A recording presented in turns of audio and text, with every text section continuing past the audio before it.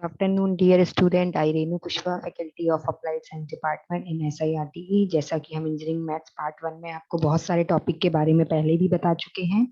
आज का हमारा टॉपिक का नेम है, इससे पहले वाले टॉपिक में हमने आपको टेंजेंट एंड नॉर्मल के बारे में बताया था। आज हम उसी के सेकंड पार्ट को कंटिन्यू करते हैं और हमारा टॉपिक का नेम है सब टेंजेंट एंड सब नॉर्मल। ये हम बेसिकली जब हम डिफरेंशिएशन या इंटीग्रेशन करते हैं तो उनके बीच में कहीं ना कहीं हमको टेंजेंट नॉर्मल की इक्वेशन को सॉल्व करने को आती है। तो इनको आज आज के लेक्चर में हम देखेंगे कि इनकी क्या बेसिक प्रॉपर्टीज हैं, किस तरीके से ये डेली लाइफ में यूज होते हैं, अदर कोर ब्रांचेस में किस तरीके से अप्लाई किए जाते हैं। इन सब के बारे में हम वन बाय वन जानेंगे। सो हम स्टार्ट करते हैं। सबसे पहले लिमिट्स एंड डेरिवेटिव्स क्या होते हैं इसके बारे में आपको पता है, हम पहले ही बता चुके। लिमिट मतलब होता है किसी भी चीज को फिक्स करना और डेरिवेटिव मतलब डिफरेंशिएशन में आप उसको किस तरीके से ड्राइव करते हो। Derivatives and rates of change. Derivative का मीन्स क्या होता है? Rates of change. Derivative and rates of change, the problem of finding the tangent line to a curve and the problem of finding the velocity of an object both involve finding the same type of limit. This special type of limit is called the derivative, and we will see that it can be interpreted as a rate of change in any of the sciences or engineering.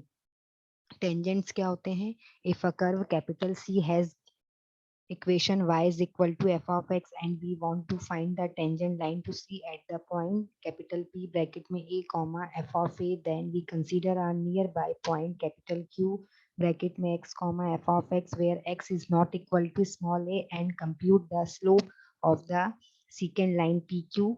Formula is MPQ is equal to f of x minus f of a divided by x minus a. Then we let capital Q approach capital P along the curve capital C by letting x approach A। ये देखिए इसका graphical representation दिया हुआ है। जो चीज अभी हमने आपको बताई है उसी को हमने ग्राफ के थ्रू बताया है। ये डेफिनेशन हो गई टेंजेंट की।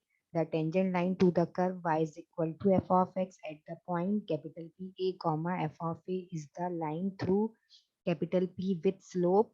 इक्वेशंस क्या होती हैं इसकी? Small m is equal to limit x tends to a f of x minus f of a divided by x minus a provided this that's limit this exist. Find the equation of the tangent line to the parabola y is equal to x square at the point capital P 1 comma 1। ये हम एक example के through समझेंगे। देखिए here we have a is equal to 1 and f of x कितना दिया? x square। so the slope is तो small m कितना आया हमारा? उसकी इक्वेशन में हमने वैल्यू पुट करी, लिमिट लगाई।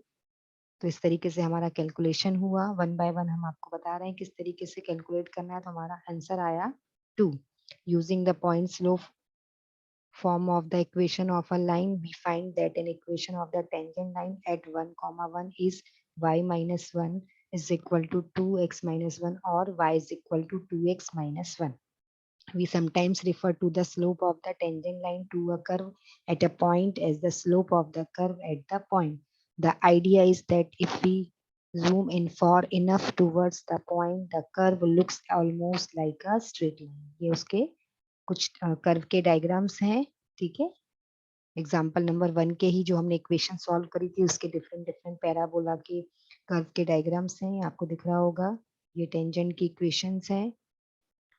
ये टेंजेंट में notice that as x approaches h approaches 0 because h is equal to x minus a and so the expression for the slope of the tangent line in definition 1 becomes, नीचे आपको उसका formula दिया हुआ है। अब velocities क्या होती हैं?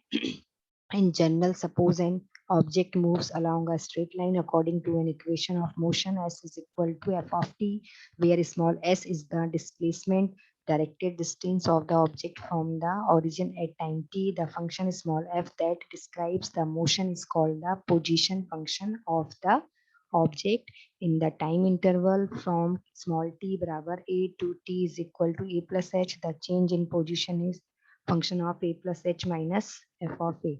ये फिगर के थ्रू हमने पोजीशन के दोनों टाइप को मेंशन किया है। Average velocity over this time interval की इक्वेशन दी हुई है विद डायग्राम। ये उसकी अनदर इक्वेशन है।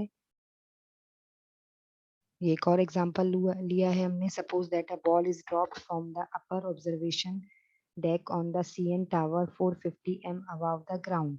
Condition is what is the velocity of the ball after 5 seconds? How fast is the ball traveling when it hits the ground?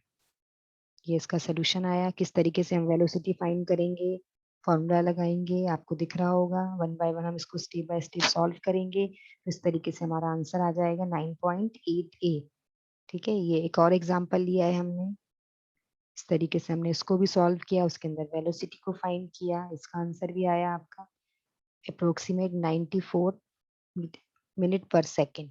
अब derivatives क्या होते हैं? We have seen that the same type of limit arise in finding the slope of a tangent line और the velocity of an object. In fact limit of the form limit h tends to 0 function of a plus h minus f of a upon h। ठीक है, ये उसकी equation with formula है। ये एक हमने example लिया है, find the derivative of the function. Function क्या दिया है, फंक्शन की इक्वेशन क्या है? X square minus 8x plus 9 at the number of A. इसका सोल्यूशन है ये। आपको देखिए स्टेप बाय स्टेप हमने फॉर्मूले में डाटा पुट किया, उसमें लिमिट लगाई, उसको वन बाय वन सॉल्व किया, तो हमारा फाइनल आंसर आया 2a माइनस 8। तो ये डेरिवेटिव्स इस तरीके से फाइंड होते हैं, उसकी कंडीशन है। तो अब नेक्स्ट हो गया हमारा इसी के अंदर रेट्स ऑफ चेंज। तो suppose y is the quantity that depends on another quantity x, thus y is a function of x and we write y is equal to f of x. If x changes from x1 to x2, then the changes is x, also called the increment of x, is del x is equal to x2 minus x, and the corresponding changes in y is also denoted by del y is equal to function of x2 minus function of x1। ये देखिए, ये उसका formula है with graphical notation. ठीक है, rates of change की conditions हैं, ये अनदर इक्वेशन है, ये उसका डायग्राम है, ये उसकी कंडीशंस हैं, ये उसका अनदर एग्जांपल है। इस तरीके से आप वन बाय वन सॉल्व कर सकते हैं। ठीक है, ये नेक्स्ट इक्वेशन है, ये एक नेक्स्ट एग्जांपल लिया हमने, ये उसका सोल्यूशन है रेट ऑफ चेंज का। इस तरीके से हम सॉल्व कर सकते हैं।